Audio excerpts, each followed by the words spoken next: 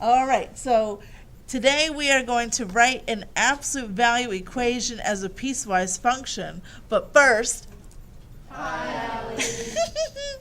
okay, so we got started and then we forgot to record. So just to recap, you're given a graph of an absolute value. All we did so far was list the vertex and then the slope of the right-hand side and the left-hand side. Now, when you're going to write this as a piecewise function, what you need is an equation for this side and an equation for this side. So since these are just lines, to get the equation of a line, you just take a point and the slope. So that's what we did for the right-hand branch. We have a point and a slope. We use point-slope form. And then you always want to rewrite this to be in slope-intercept form, so that's what we did. So we plugged in the point and the slope into point slope and then rewrote it, so now I have it in slope-intercept form. So that's the equation of my right-hand branch. Now I have to do the same thing for the left-hand branch. A lot of kids think that they can just change something. They can just say, oh, well, my slope on the left-hand side is a -2. So the equation is just going to just plug in a -2 right there and you're done. Oh, no, no, no. It will not be the same equation with just a -2 in there. Your y-intercept is going to change. So please do not be lazy. You have to do it out. So on the left-hand side, I still am going to use the point 1, -4, but my slope is now a -2. It's going to change things. Yep. You can just look at the graph as it passes the y-axis. You can, but pretend you can't. Or what if it didn't cross nicely? Right? So you're going to take your point and your slope. Again, I'm going to pop it into point slope form. So y plus 4. My slope is -2. X minus x1. And now again I want to rewrite it into slope-intercept form.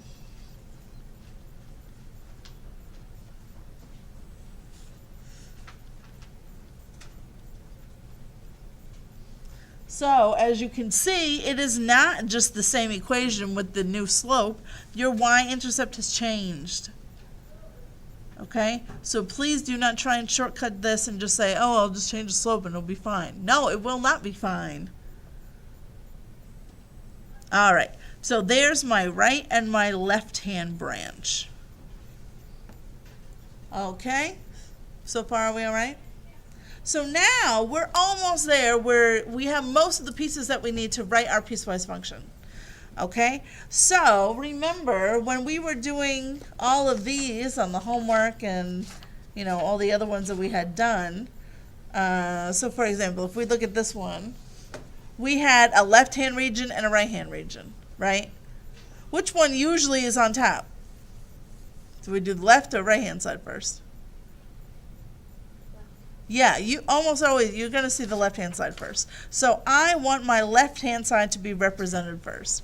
What I like to do, so my left-hand equation is right here, -2x minus 2. So I'm going to follow -2x minus 2 when? When do I follow my left-hand branch? If x is what? Where's my dividing line here? Well, my dividing line is going to go right through the vertex, right? So it's going to be right here. Yeah. So this left-hand line, you're going to follow it anytime x is less than 1. So I'm going to follow that left-hand side if x is less than 1. I'm going to go onto the right-hand branch, 2x minus 6. If, what's up with that? If x is what? Yeah, so now here's an interesting question. Who gets the or equal to? It actually doesn't matter. Just give one of them. One of them has to be an or equal to. They actually could both be an or equal to. It doesn't actually matter because you're talking about the same number, right? Your vertex, you're not going to have a different vertex for the left and the right-hand side. They always meet at this one point. Okay? You do need to make sure that at least one of these two has the or equals to bar under it, though. Because if they were both open, then you'd have a hole in your graph. They can both be closed. A closed dot over a closed dot is fine. And a closed over an open is fine. But you can't have open over open because now you have a hole. Does that make sense? It does? Oh, good. Okay, so again, it does not matter if that or equal to bar is on the top or the bottom. You can have it on both, but you have to have one of them be or equal to. So does that make sense? And you can always, just like we were doing before, you can work backwards with this. Take this, right? I would have a dividing line at 1. And then if I plug 1 into this, that would be -2 minus 2 is -4. So I would start at 1, -4. 1, -4, yep. And then I would follow my slope, which is a -2. So normally I'd go down 2 over 1, but now I have to go up 2, back 1. Yeah, so okay, the left-hand side looks good. And then my right-hand side should be a 2x minus 6. Plug in 1, right? If I plug in 1, 2 minus 6 is -4. So again, I'm starting at 1, -4. That's why it doesn't matter where that or equal to 1 goes to, because either way, I'm going to land when x is 1, y is -4. There's one answer that's coming back out.